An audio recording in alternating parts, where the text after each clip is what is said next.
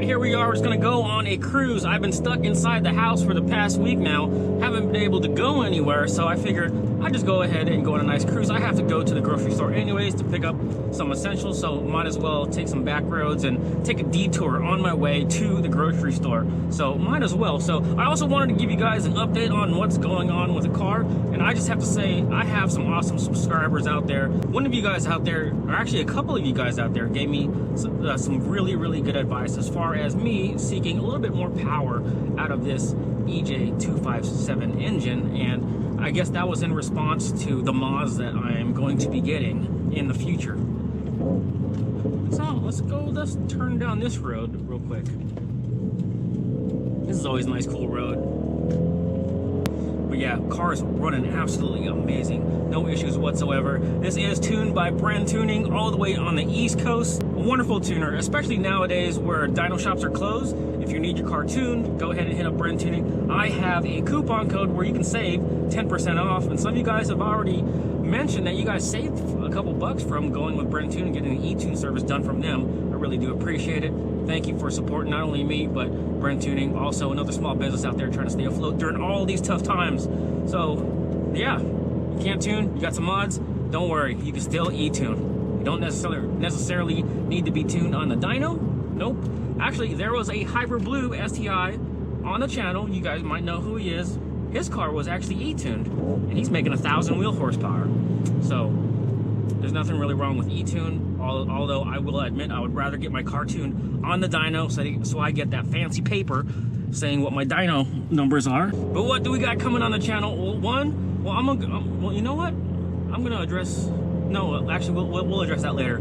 So what do we got coming on the channel? One, Phil got a new exhaust. Yes, he got rid of the exhaust that he has on right now. Also, Jeff got a new exhaust too. So those two videos, hopefully we can get them on the channel, you know, hopefully soon. Don't know what the what the status is with all this virus stuff is, but you know, we're just trying to stay as safe as possible. But exciting news for both of them. Brand new exhaust systems for both of them. Damn, wish we can go out and go film. But like I said, I don't want you guys to roast me for filming with friends during times like this, but that's just gonna have to come at a later time. So it's just gonna be me and you guys. Still a little 45 little roll. We'll put it in sport sharp because it's in sport mode right now. Go down to second gear.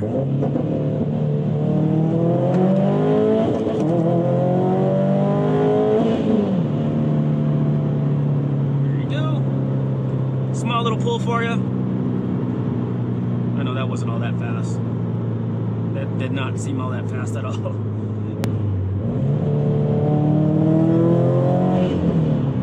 God, the torque on E85 is absolutely amazing.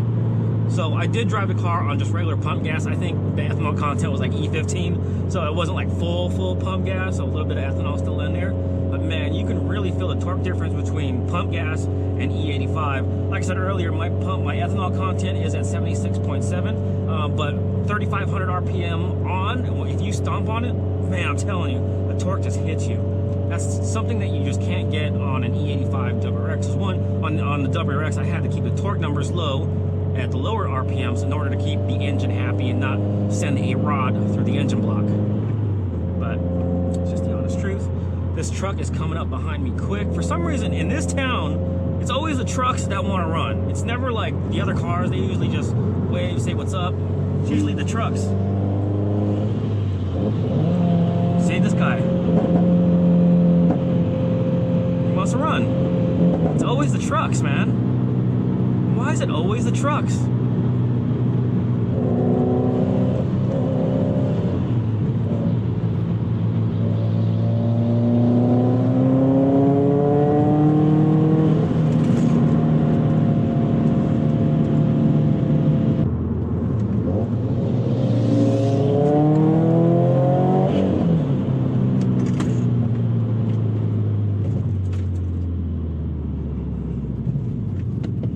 Guess what? See, it's always the fucking trucks, dude. I don't know why.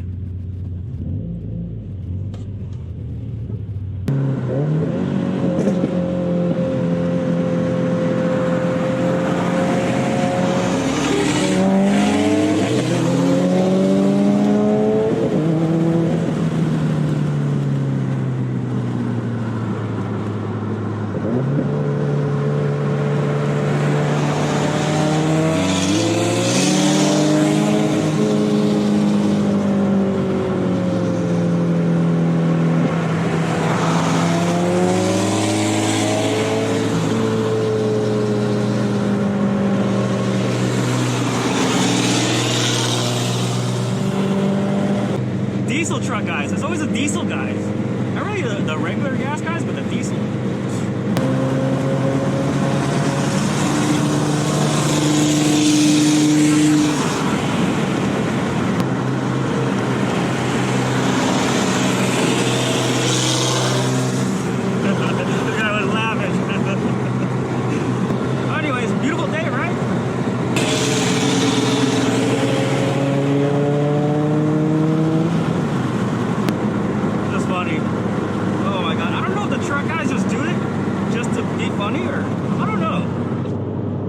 Something about it. Oh god, that pop. Love it. I don't know if you guys know, but I do have the Burble tune from Brentoon. It's not really all that aggressive. I rarely ever hear it. The only time I hear it is when I let off the throttle past 4,000 RPM. So on your normal everyday driving, you're really not going to hear it. So yeah. So when you guys have commented about the mods that I'm getting, and you know, power goes between 400 and 450 wheel horsepower. So I mean, you guys are you guys are the best. And you guys, one of you guys mentioned, oh, I forgot your name. Damn, I can't think of it right now.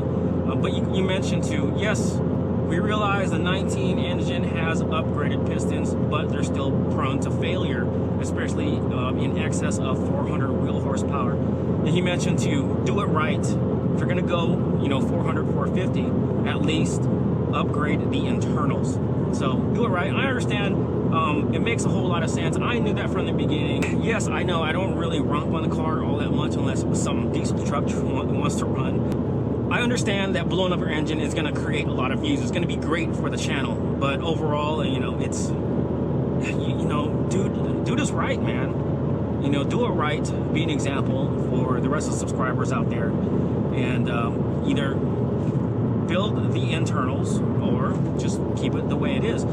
To be honest with you, in response to you, God, I wish I remembered your name. Yes, you are correct, 100%, and the car runs just fine. You know, it makes between 350, 360 wheel horsepower on E85. And to be honest with you, I don't really feel the need for more power, but I want it.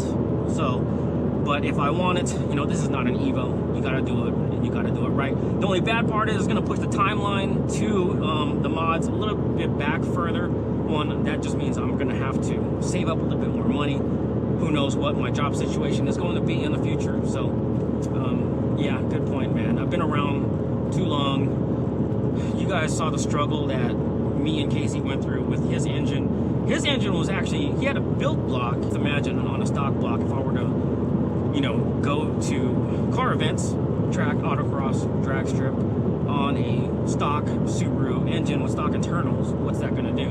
I mean, it's inevitable. Something is going to happen. So, yes, I understand. Be an example. Do it right for the Subaru community. Don't be another statistic. Don't do it for the views, because I know blowing up engines does get a lot of views. It causes drama. Then it creates a story of a rebuild. So I totally understand. You're right. Have to go that route. I have been in talks with someone who is very familiar with Subarus. I'm not going to name who he is just yet, but he's going to help me in the process of getting the STI or helping me prep the STI for more power and to do it right. So that's my stance on the situation. I was just going to slap on another turbo and all the rest of the bolt-ons that are needed and just go from there. And you know what? You got a good point, man. And one thing that he was saying, you know, you blow up the engine, it might cause more damage. It might cause damage to the heads, which heads are not cheap on these engines. So that's one thing that I don't want to save up for or spend money on is heads. As you guys know, I know Casey. If you guys haven't checked out Casey's channel yet, it's probably up here somewhere. There's a little eye. Check out his channel. He spent a whole bunch of money on heads, cams, and all that, and just, man, the amount of money he told me he spent on that, oh man, that would really kill the bank account. I'll just follow him just in case there's a cop. He'll pull him over. Nah, he'll probably pull me over. He's not gonna pull over the damn Versa, man. He's gonna pull over the damn Subaru for speeding. So you guys asked for a POV drive, a POV in chat, so, or a drive in chat, whatever you name it. So I decided just to, you know, give me a reason to get out of the house and film this video and talk to you guys. So if you guys have any questions, comments, concerns, please drop it in the comments down below. Comments really do help. Subscriber count doesn't mean crap. You know, it's the engagement with you guys that really helps out the channel, pushes the channel up in the search features and suggestion feeds and whatnot of you guys. So that really helps. So engagement time with you guys, thank you. I really do appreciate it. Regular commenters out there, I see you. I know who you are, not only on this, but also on the Instagram page. I see you commenting. I know who you are. Don't think I'm ignoring you, because trust me, I recognize the regular commenters on the channel. Another thing, it's not just trucks, but it's also these Chargers and Challengers. You guys always want to run too. I don't know why. Mustang guys, you know, they're cool. You know, they're, you know, either older or they just don't want to bother with the Subaru. Camaro guys, same thing. But in my town in particular, Challengers, Chargers, trucks. Those are the guys that always want to run.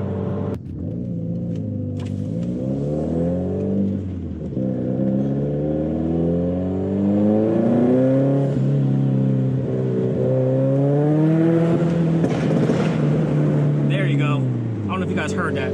There was some pops. Love it. Tires are cold. You can already feel them wanting to step out.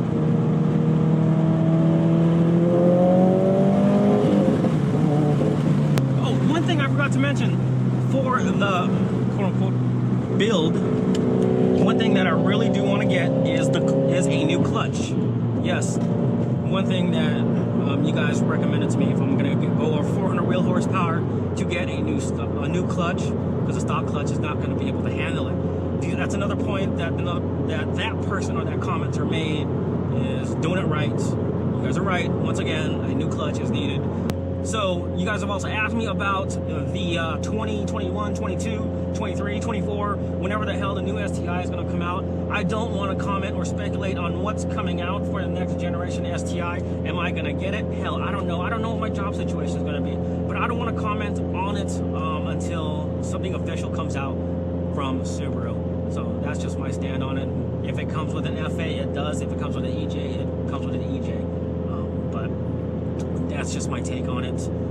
Well, I will say one thing about the new whatever STI coming out. I do believe in a progression. I do believe that yes, a new engine is warranted at this time.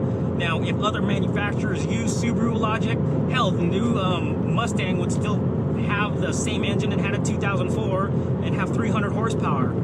But they have evolved. They've learned how to evolve since 2004 or from the 90s. And I wish Subaru could do the same and evolve in technology, but they don't have much competition. Actually, they do have competition. But if they would put some of that engineering into performance, right now, Subaru, it's laughable as far as how many STIs are sold in comparison to, let's say, Crosstreks and Ascents, did I say that right? You know, and Outbacks. You know, these STIs and WRX their sales numbers are small in comparison to the other cars that are in Subaru's lineup. They don't sell very much in comparison. So I understand why their focus is more on the general consumer market instead of the enthusiast market, because the general consumer market, that's where the money's at, not the WRXs and STIs. Yes, they do sell a lot of them, but in comparison to like the Crosstrek, they sell way more Crosstreks than WRXs and STIs combined, and the BRZs combined. Sales numbers are online. Google them if you want to. Check my stats. I don't care. But yeah, so I totally understand. But I believe that Subaru should evolve from the EJ and engineer something that will rival the competitors out there. And I mean, look at Mercedes. They have their A45 AMG is like 400 horsepower out of a 2-liter. Come on, man. You know, here we are with 310 horsepower from a 19 STI. I mean, God, man. The only thing I will say, whatever Subaru does with the next generation STI is to keep the driving feel, keep it raw like it is right now, and just I hope they don't neuter the driving feel of the next generation STI.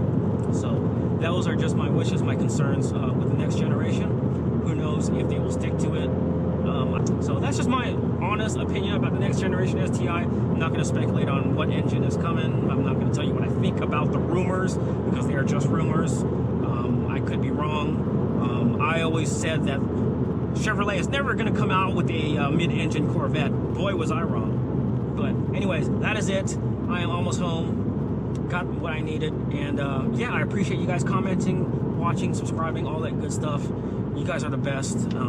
Let's, you know, keep the conversation going. Let's keep it real. And yeah, I reply, and you guys keep watching. Talk to you guys later. Peace out, guys.